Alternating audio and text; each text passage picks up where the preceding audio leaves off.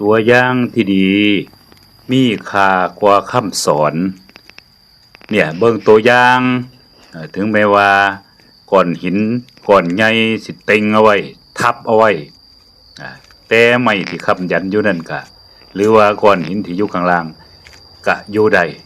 เพราะว่ามีความอดทนมีความกระตือรือร้นมีความเพียร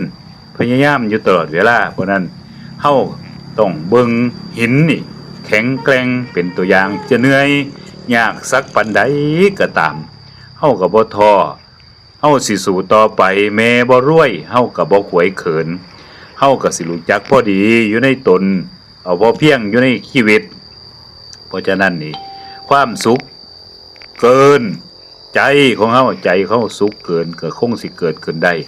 เพราะฉะนั้นเฮาก็ทุกสิ่งทุกอย่างเฮาเกิดขึ้นมาแล้วเฮาก็ต้องต่อสู้ดิ้นรนต่อไปถอย